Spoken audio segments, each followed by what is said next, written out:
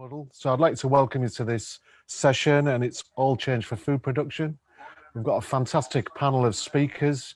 So I'll introduce those as I bring them on to speak. Unfortunately, Bev Clarkson from Unite is not able to join us. Bev's had a wisdom tooth out yesterday, so hopefully, Bev, that you're listening in and you're not in too much discomfort.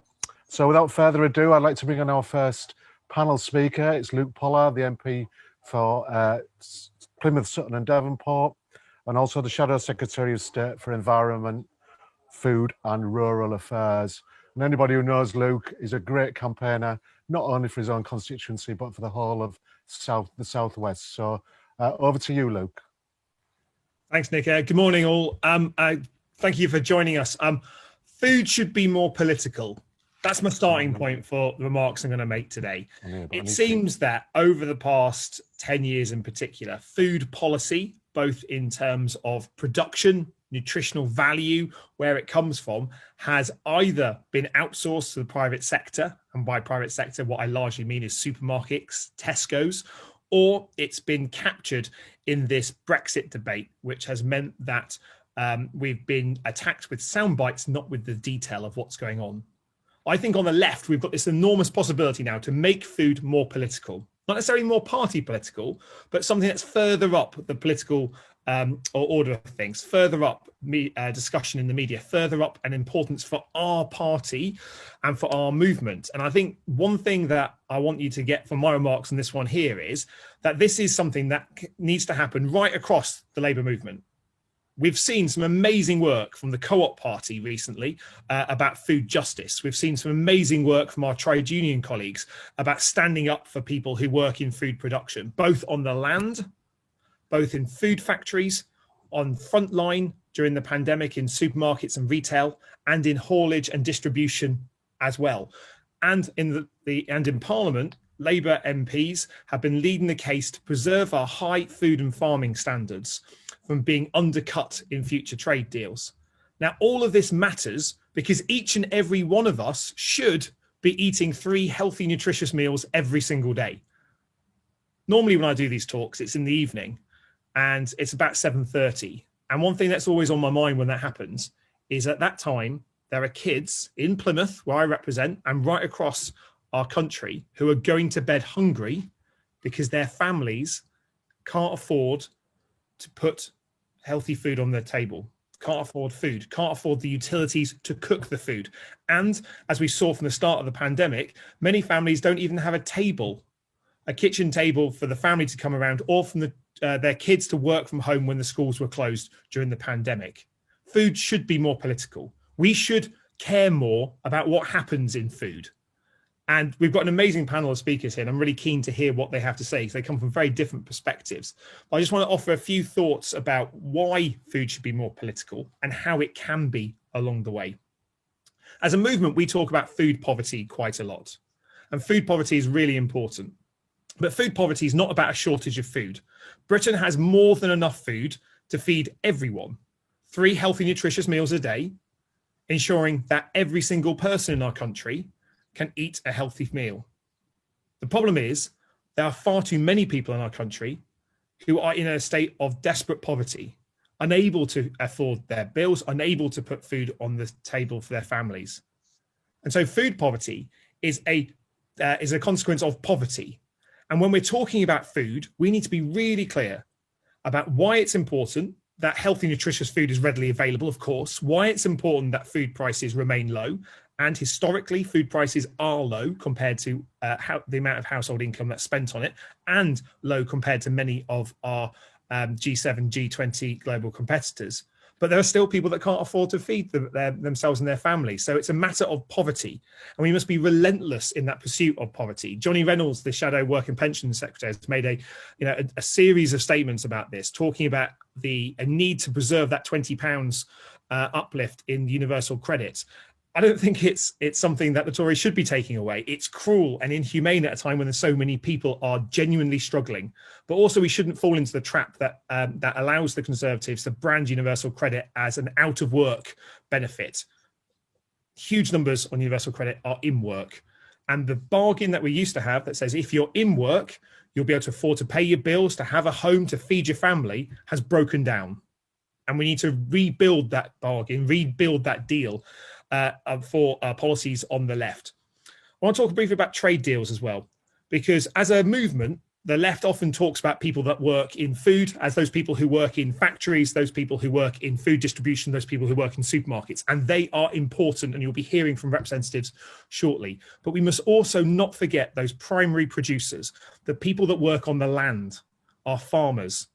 Now, since the 1947 Agriculture Act, which I'm sure you all remember very well, there's been largely a consensus between the Labour Party and the Conservative Party about the big picture items about farming. We might disagree about farming methods, especially about animal welfare on the land, but generally speaking, that big picture has been agreed. But that's changed. The Conservatives have moved off that consensus because of their position on Brexit. They want to see more food imported into the UK, grown abroad. And that food is often grown to lower animal welfare, lower environmental, and lower workplace standards.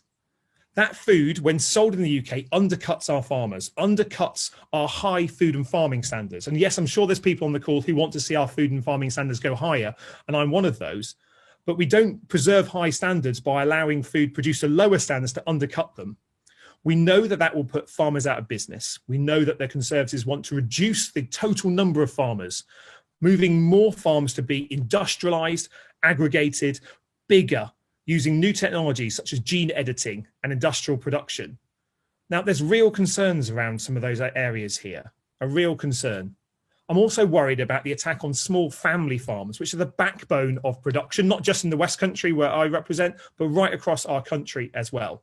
That should matter to all of us, because if we're relying on food produced to lower standards abroad, we're not only offshoring the carbon intensity, because generally speaking, food is more carbon intensive for some of those larger markets, Australia, America, Brazil, Argentina in particular, but we're also offshoring responsibility for the workers that work in that production, for lower standard production.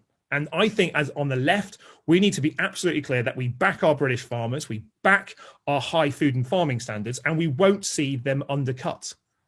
I want to see more food grown in Britain, not only because it creates more local jobs, but because it cuts carbon.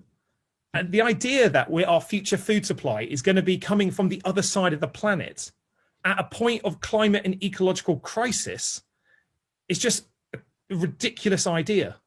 The floods that we saw yesterday in Germany, Belgium, and Holland really need to be a wake-up call to the need for us to take greener action, bolder action, and do so now, not only to cut carbon, but to be more resilient. We're not going to do that if we import food from the other side of the planet. It really isn't. Now, on the left, I think there's some really incredible and exciting ideas around food. I think Ian Byrne, the Labour MP in Liverpool, who's championing a right to food, is doing enormous credit to our movement, making the case for a right to food, just as Labour's also making the case for a right to breathe clean air. I think there's an enormous potential around the rights agenda for some of the basics, because as a movement, I think we might have taken some of those basics for granted, assuming that food, clean air, water will be accessible to all indefinitely, and it's not.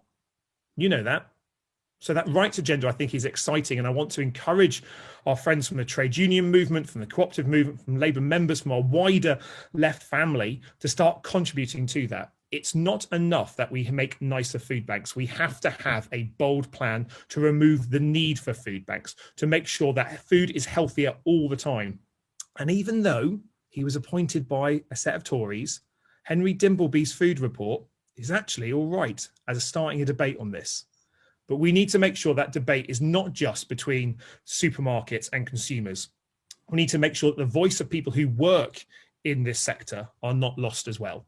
Because we saw from COVID and the large number of outbreaks of COVID in food production, sometimes the conditions, the workplace practices are not what we need. Food should be more political. Next time you're buying some food in a supermarket, in a cafe or a restaurant, have a think about how it got there. Have a think about the carbon intensity, the water, the travel. Our food's done more traveling in the last year than we have, guaranteed, right? And so think about where it's come from and the standards of the people that are working in, to bring food to our plate, because actually there's enormous amounts of things that's broken broken in our food system at the moment, and we need a bold approach to do that. I'm leading Labour's rural review, looking at Labour's rural policies, which includes our farming and countryside activities. But I want to hear from the movement itself to make the case that food should be more political, and we should not be comfortable in any way with this broken system that we have. That's probably enough for me, Nick, but really keen to hear the rest of the speakers on the panel. Thank you. Thanks, Luke. A brilliant contribution, which has set the scene, really, I think, for the rest of the debate we've got today. Climate, Brexit, workers' rights and food poverty. You know, this will be the theme that runs throughout this debate, I'm sure. Next, I'd like to introduce David Imrie. David's a Unite shop steward at Two Sisters Poultry Factory in Deeside in North Wales, working at the sharp end. David's going to share with us his experience of working in food manufacturing during the COVID pandemic. So you're very welcome, David. I'm looking forward to hear you speak.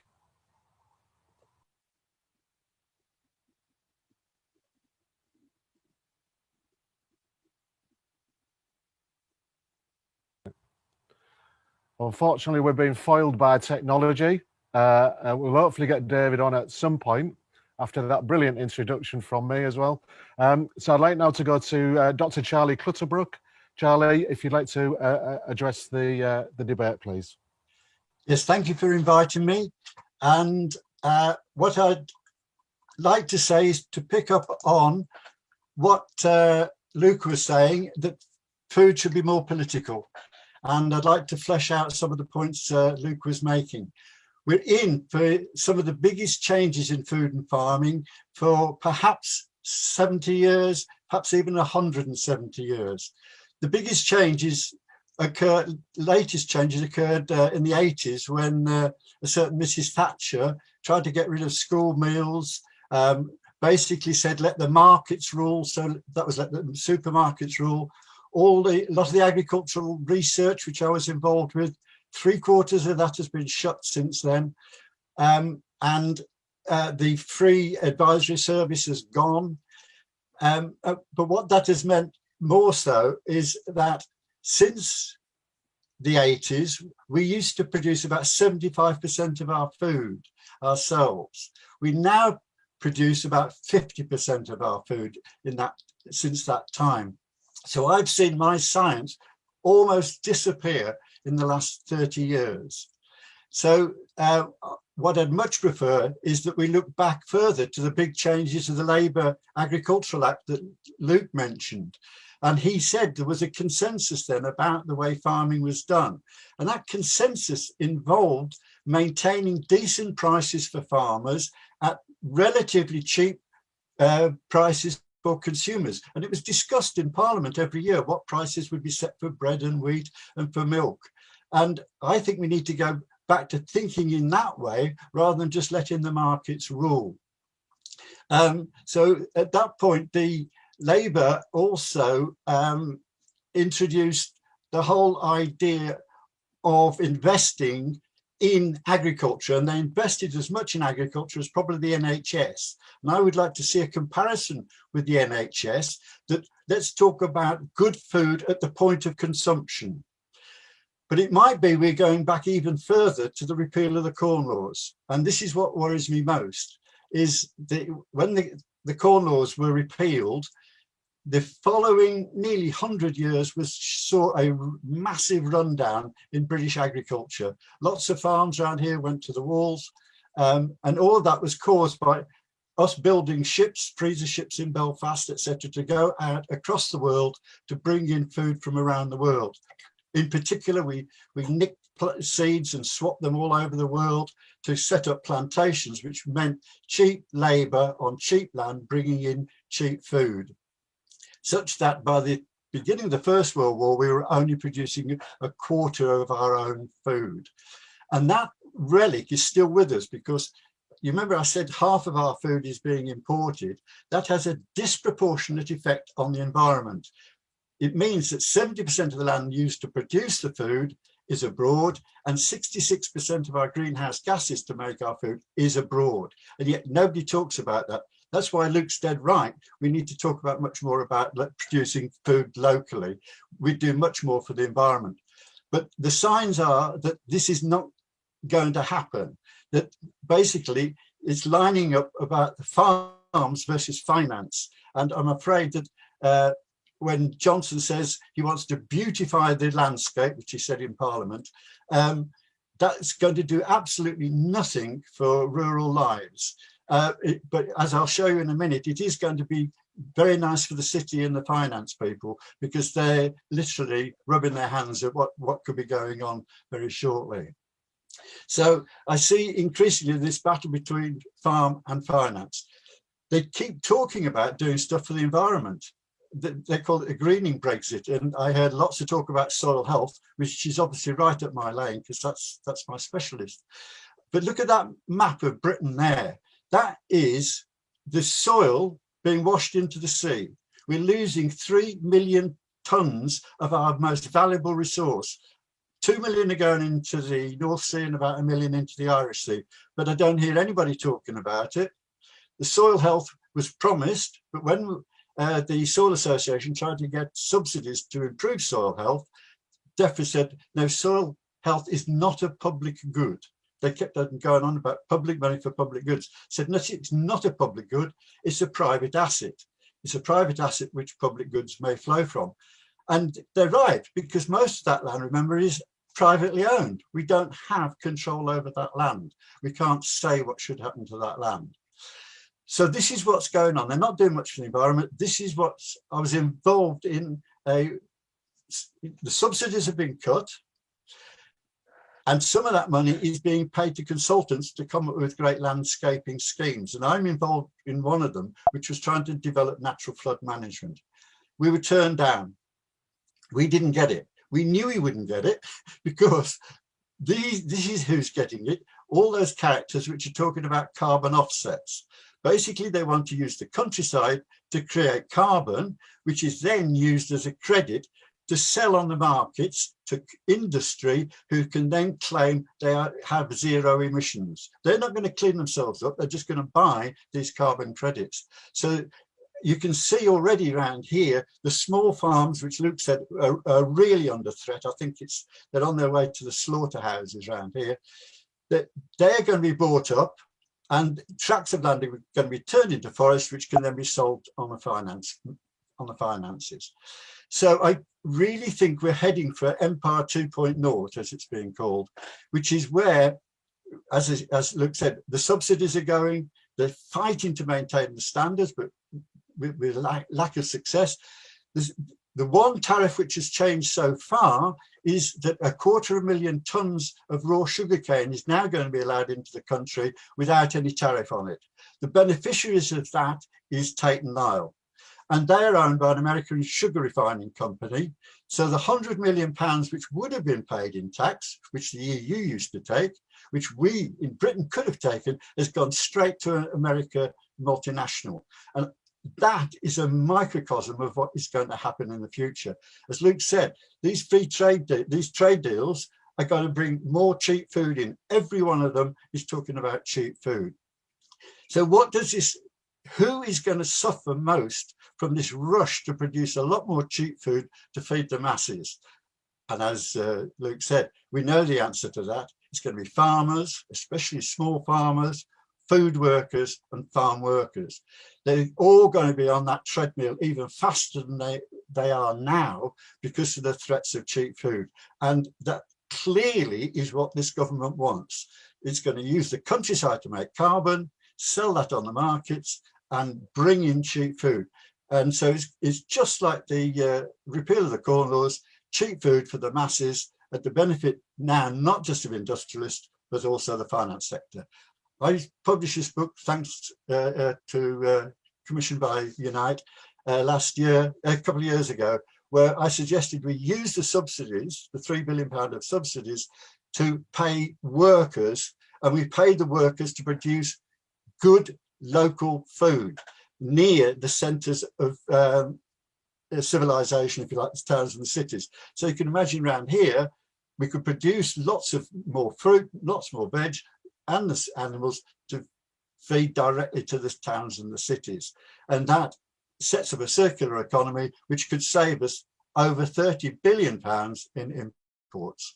Okay, that's where I'll finish. Thanks, Charlie. That's fascinating stuff there. And I think, as Luke said in his contribution, politicising food is going to be something that we need to do as a movement. And I think you've really highlighted some key areas there for that. I think moving forward now, unfortunately, as I said, Bev Clarkson couldn't make it. But thank you, Sabrina Espeleta from War on One, who stepped in to fill that gap. So Sabrina, really thank you for coming in at such short notice. Sabrina's worked extensively in South America, and particularly on ensuring that food is a human right and not something that's just nice to have. So Sabrina, really looking forward to hearing your contribution. Thank you. Well, thank you for having me. And well, yes, the presentations are really interesting, and they focus on a topic that is so important. And as the previous speakers have said, food is really a political issue. I would like to bring the international perspective here, and the perspective of our partners from and the work of our partners from around the world, and they all belong to the food sovereignty movement. We're working with partners in Morocco, Kenya, Sri Lanka, Bangladesh, and also grassroots organizations in South America that have been resisting the corporate agriculture model for decades now. So regarding the crisis, we are facing a series of multiple crises that combine more recent issues like the pandemic, but the pandemic basically has exacerbated crises that have been there for decades, basically since the Green Revolution. And these crises have put, as I highlighted even more, the inequalities that this neoliberal model of food production, which is based on monoculture, food commodification, heavy extraction of natural resources, and especially concentration of land ownership in very few hands. And you can see this in many countries abroad. This one of the crises that has been coming up to today was the crisis of the prices since 2008.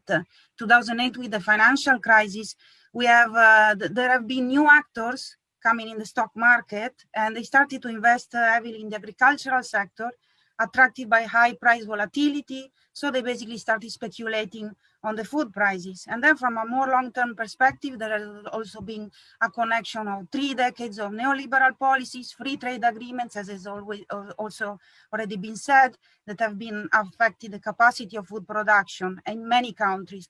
An example, for example, is Morocco, where we are working with partners there.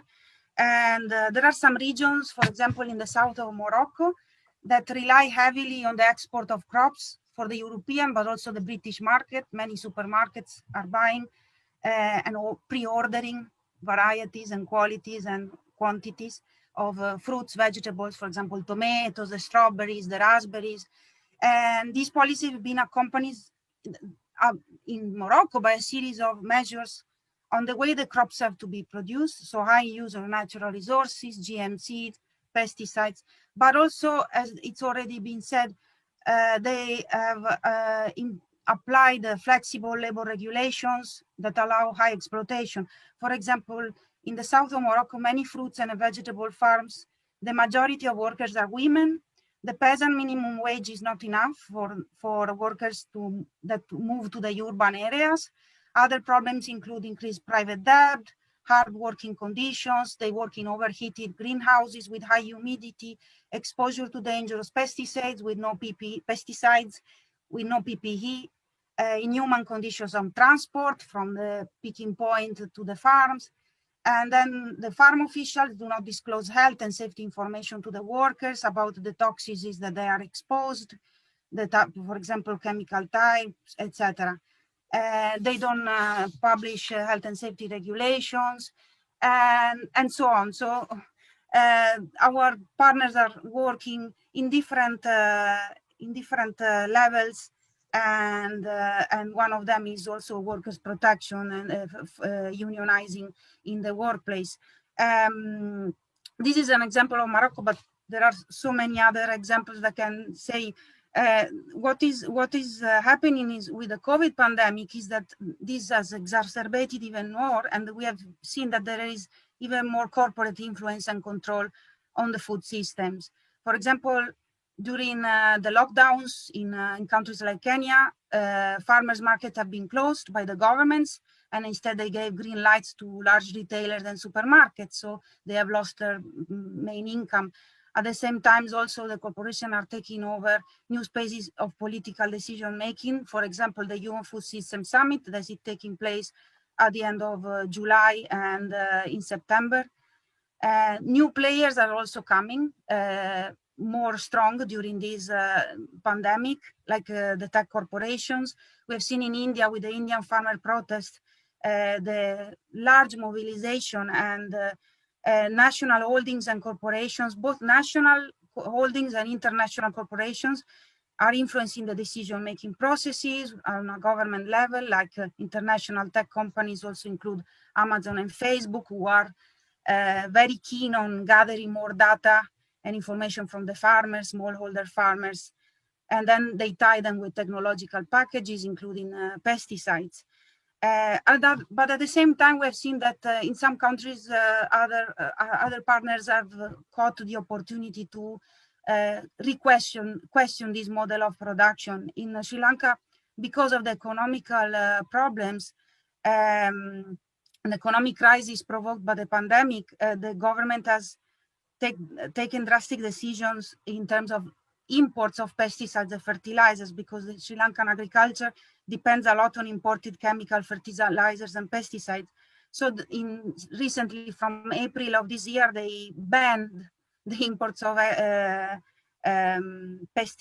chemical pesticides and fertilizers. These are an impact on the smallholder farmers, but our partners are basically trying to work to push the government to bring forward the conversation for an alternative form of production that includes agroecology, and to show how important agroecology and peasant family farming are as an alternative to focus as an alternative to the current model, which is plantation-based, like tea, rubber, palm oil, etc.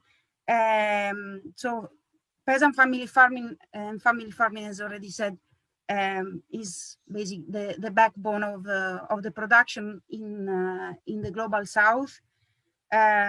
It's a sector that feeds the world by producing over 80% of the food, but they have only 25% of the available land. So the issue of land is key in Europe, but also abroad, where there are more episodes of land grabbing since the pandemic. So what happens, how our partners are organizing under the food sovereignty movement, which has been fighting for the last 25 years. This year is 25 years since the declaration of food sovereignty at the World Food Summit in 1996. And what is important of the food sovereignty principle is that it combines different principles. The right to food, that is, as already mentioned, because it focuses on the quality food for the people. It values food providers, so the rights of the producers and all the workers that work in the chain.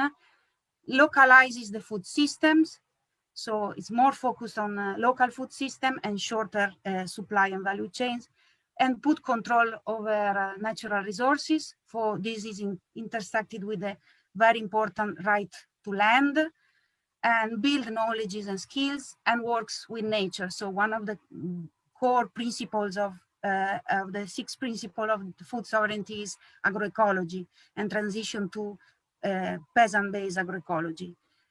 We always want to focus to highlight the fact that agroecology alone is not enough. It has to be combined with the right to land, because family farmers are the ones who feed the world and not the corporations. Corporations only focus on overproduction and speculation of stocks and prices. And so I just want to say one last thing, which is how this connects with the UK reality. And I think that it's so important because the international solidarity from the UK movements, trade unions and organizations is super important. So many struggles are connected, like the issues of pesticides. There are pesticides that are banned in the UK, but they are produced in the UK and exported abroad, like in Kenya, India, Brazil. One example is the paraquat. So solidarity is very important because organizations here can also show solidarity with the workers' movements around the world and fight for the working conditions of farm workers and agricultural workers around the world. And so I believe that in order to build a strong food movement, we need to be able to connect all these dots and see that all these struggles are interconnected. And then, as an example, and here I close, the collaboration between the farmers, the peasant movements, and the trade unions led to a very important results. And one of them is that they appended the WTO meeting in Seattle and then did it again in Cancun and again in Hong Kong. So this union of different movements getting together, it can really bring a change. So this is it. Thank you for your time.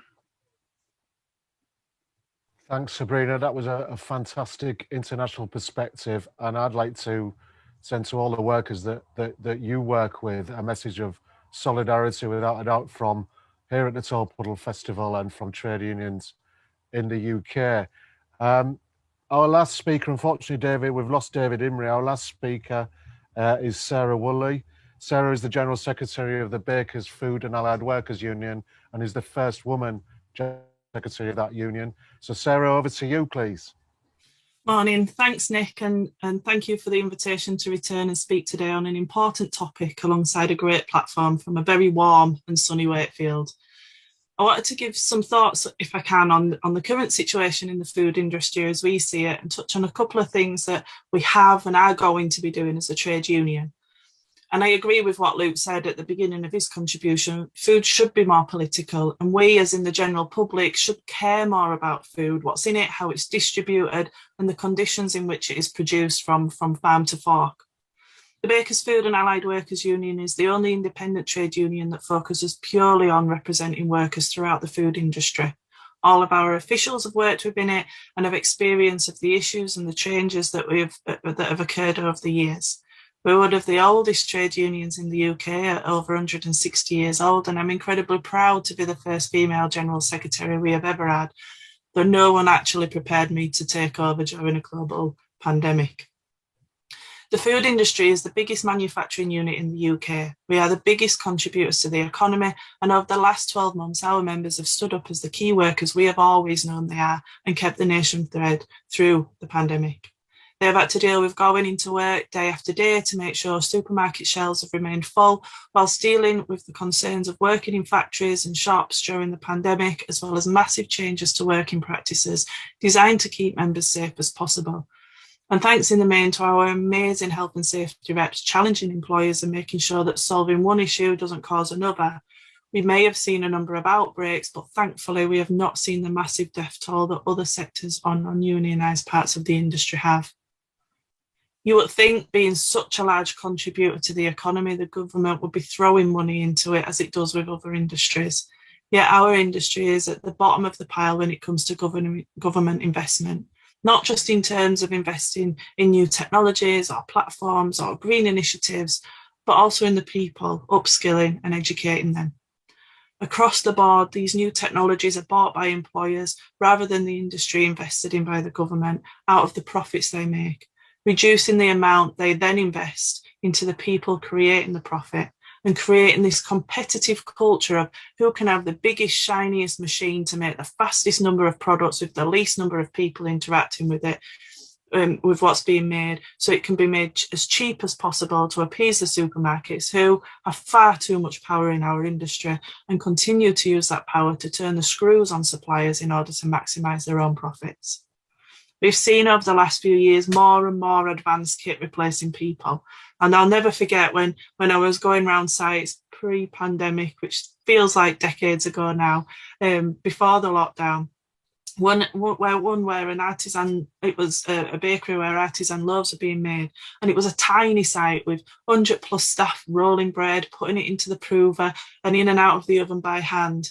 And then I visited a much larger site. It was easily 10 times the site of the previous, 10 times the size of the previous one, sorry, with multiple lines and multiple products being made. And if I saw 30 people the whole time I was there, I'd be rounding that up. And we believe that coming out of the pandemic, more and more employers will look to further advance their automation so that should we experience more lockdowns or future pandemics, production won't be slowed as the machines can carry on. But what relying on machines does mean is if a part fails, the whole line stops, because you can't ask another part of a machine to cover 2 roles until cover arrives, which is why we still need people to produce food. You may have seen, and I know it's been mentioned a couple of times this morning already, the campaign Ian Byrne has been leading on to enshrine the right to food into legislation.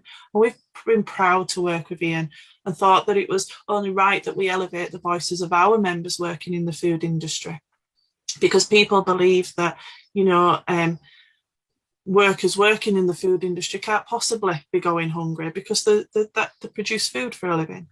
So we surveyed them to find out if the pandemic had impacted their ability to access decent, nutritious food. And to be quite frank, the results were shocking.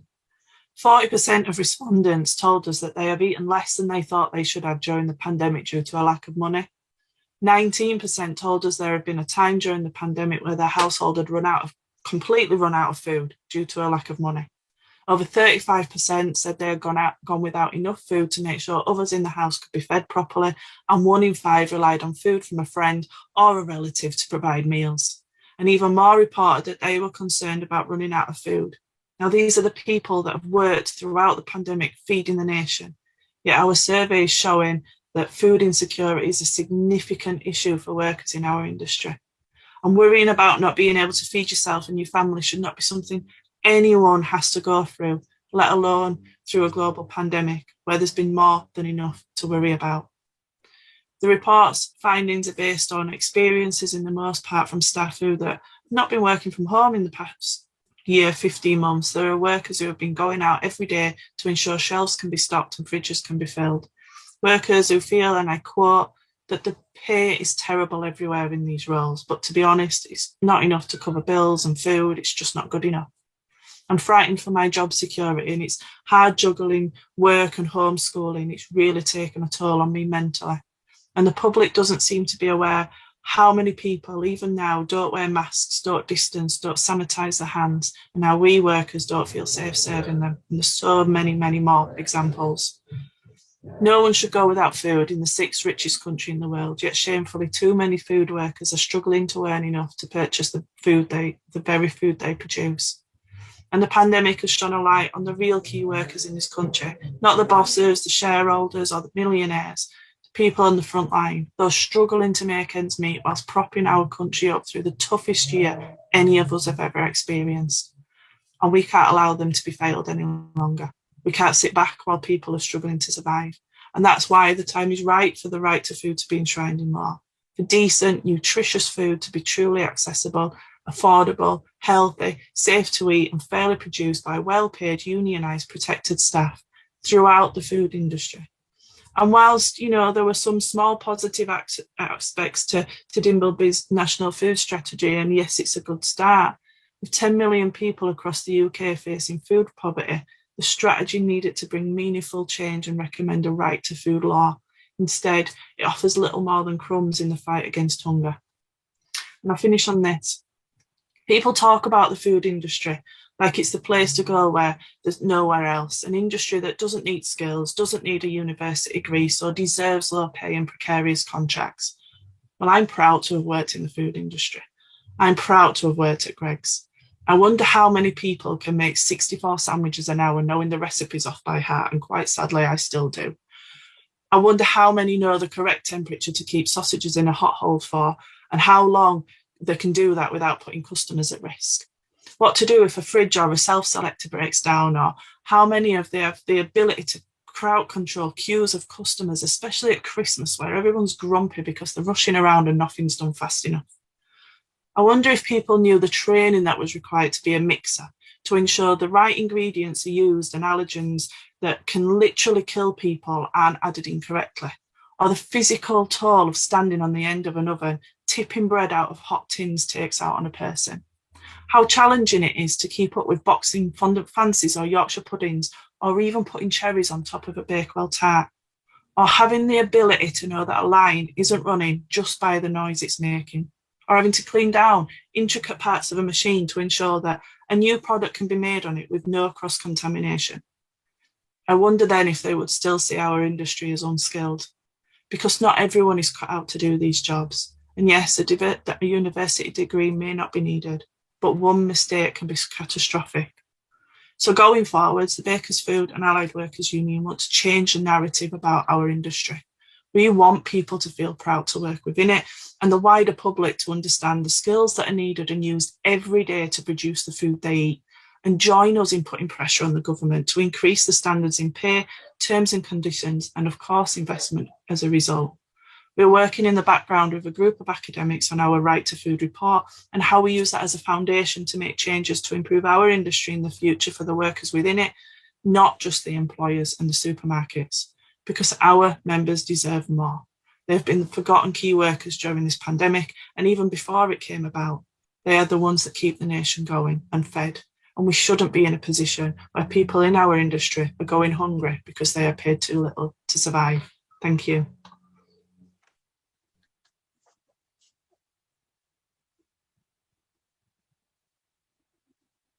There with my members in USDAW who work in the food sectors as well, and right through the supply chain to putting food on the shelves, and so many similar experiences there. I think all our contributions today in this debate have focused on the environment, how big business is impacting on that in a number of ways, and have also, of course, on the plight of workers and why as trade unions we must organise not only in the UK but internationally to form solidarity to improve working conditions for everybody. So I'd like to thank all our contributors today, Luke, Sabrina, Charlie and Sarah. To say unfortunately David dropped off. I'd just like to thank you. Hopefully you'll be able to go out and enjoy the sunshine. I'm hoping to escape from these air bales. Look lovely, but I'm getting bitten to death here. So